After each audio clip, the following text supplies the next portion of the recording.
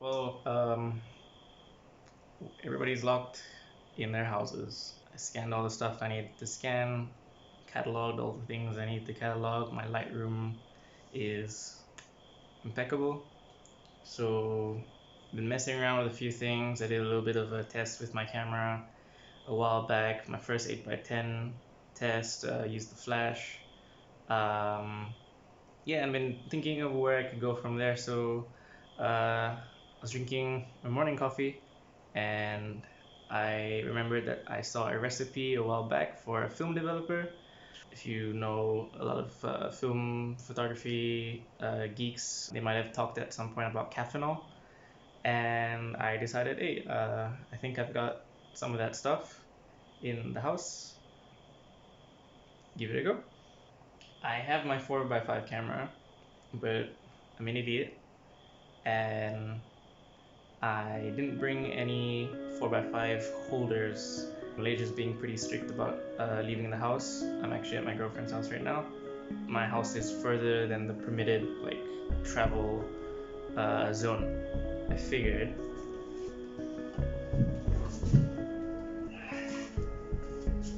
we use the big camera.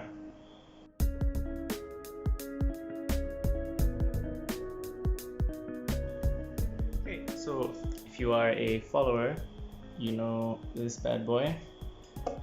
It's an 8x10 or up to 8x10 Afghan camera built with my granddad. I wrote a little piece on it on my website. It's been up on Petapixel. It's been up on DIY. I think it's DIY photography. And yeah, I did an 8x10 test a while ago. So I figured why not do another 8x10 test, but with Caffenol. So I've got the camera. I need to prepare some of the ingredients that will go into the Caffenol. I'll go through that a little bit later. I think what I figure I might do is, instead of developing with the trays inside the camera, like how you would typically do an Afghan box camera, what I might do is I might just use it as like a shooting camera in the day. I don't think I'll be playing with the flash. Then what I might do is bring it back here, cover it up, make sure no light leaks and anything happen, and then wait till nighttime when this room can be blacked out entirely. And then I'll develop like on a table like you would in a regular dark room. Just make a makeshift one. Yeah, so I think that's the plan. That's the plan of action. Let's go make all our chemicals and all our ingredients for Caffenol. So I decided to record the audio separately just because we were in the kitchen and around the house and there's a lot of external noise. So the recipe calls for washing soda, but we didn't have washing soda. The closest we had was baking soda. I read online that you could heat it up over a stove or in an oven and convert it into the compound that washing powder is, which I believe is sodium carbonate. I got a little bit impatient and put it on a bigger stove. Eventually it heated up nicely and just set that aside. Next up was the vitamin C powder. Again, some improvisation. Didn't have proper vitamin C powder, so we just took a mortar and pestle, ground up a bunch of vitamin C tablets. These had zinc in them as well, but it was a very minimal amount. It was mostly vitamin C.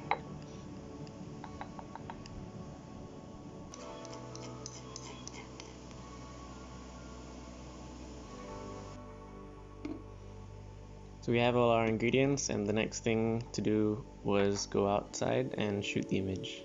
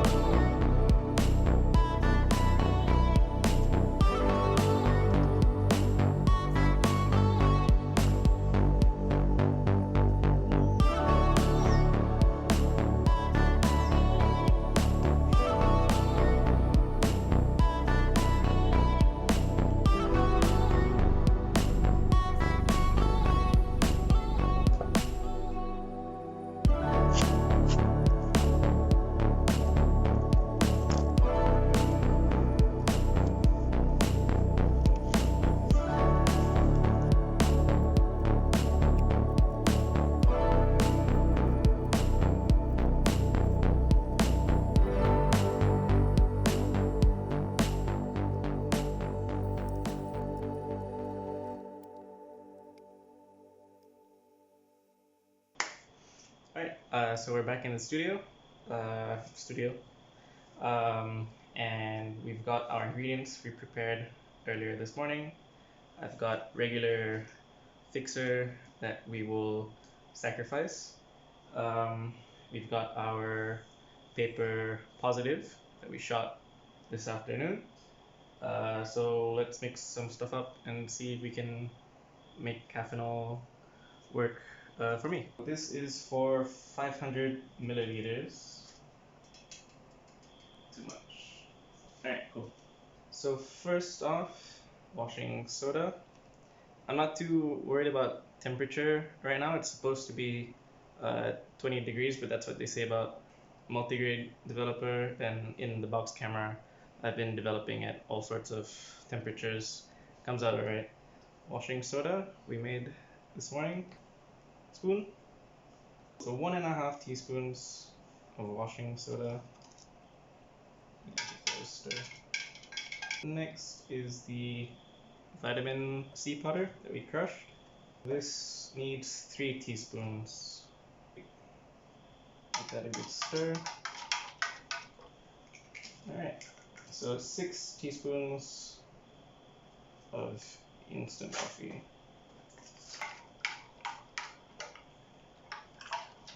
So the main thing about this is that because the coffee is so dark, you won't be able to see the film, or in this case the paper, develop like how you would with regular clear multigrade or something similar. So we're gonna have to kind of wing it. Got our fixing tray over here. This is just regular rapid fixer. We'll sacrifice that. Obviously after the coffee and everything, the fixer is gonna be contaminated, so you're not gonna want to use that anymore.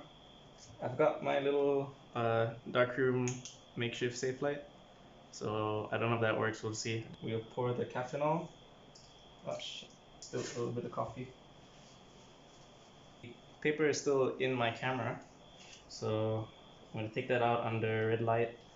I have no idea if you'll be able to see anything, but we'll try and see how it goes. Cool. Alright, I'm not too sure how long to leave this in. Try and go for about 8 minutes maybe. I've heard people say 5 minutes, 10 minutes. We'll try and aim for somewhere in the middle. Cool. She's going in the mix for 8 minutes, starting now. Alright, so we're 6 minutes into the 8-minute development. And when I move, I don't think you can really see this, but when I move the liquid all the way to one end of the tray, I'm starting to see a little bit of tone, a little bit of stuff going on. I can see the border of the frame, so something's working. Alright, that is the additional 2 minutes, so it brings us up to 10 minutes developing. Let's see what we can see. Alright, not too bad. The blacks are as black as I think they can be. Highlights didn't come out too well, but that might be the exposure. That's not bad. Alright, I'll try chuck it in the fixer and see how she turns out.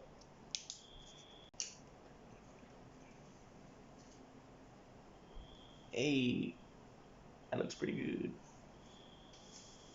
Alright. For a first try, come on. Well, I would call that a success. Cool, I'm gonna transfer this to the wash bucket in the bathroom so I don't spill anything, and then give it a wash, clean all this up, and then see what the final shot looks like. Alright, so we got it in the wash. Alright. Look at that. It's not too bad. The blacks aren't incredibly black, but you know, it's coffee and vitamin C water. I'll take it. Cool, so while that is in the wash, it's a fiber paper, so It's gonna take a little bit longer to wash. I think that was pretty good.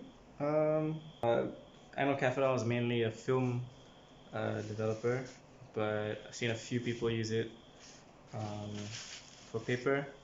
Seems to work pretty alright, but you know, you get a little bit of coffee stain in it. It's like a fun experiment, more so than an actual process. I feel we'll see when I get it scanned in how sharp it turns out to be. But yeah, man. Nescafe.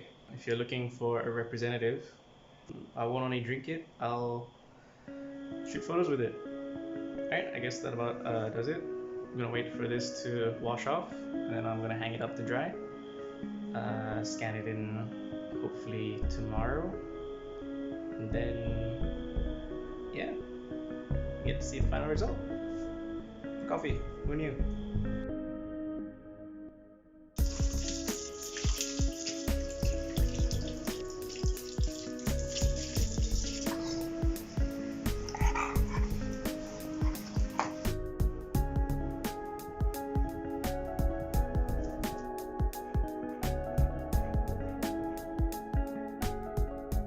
So it is tomorrow. I've got my print, and it doesn't look too bad. So for all the guys who haven't shot on or used direct positive paper is a fiber-based print, stand out of the sun. And so in the fiber, when it dries up, it tends to kind of shrink together and curl up. Um, this one didn't curl too much, but I had a previous 8x10 photo that curled up all the way, and you need to straighten it out. So the best way is to do that with some heat. So this is what I've kind of come up with. So what I do to straighten my prints is I've got this baking tray that I leave out in the sun, and it's got some strips of magnets that I stick the print to. And you can see it's already kind of folding, curling inwards. So, right, so it's stuck on that way, and then I put it face down in the sun for just a little bit. We got our spicy tray. Gonna go back in and give it a scan. So it's pretty cool now already. It's been sitting for a while, and there we go. It's a pretty flat print.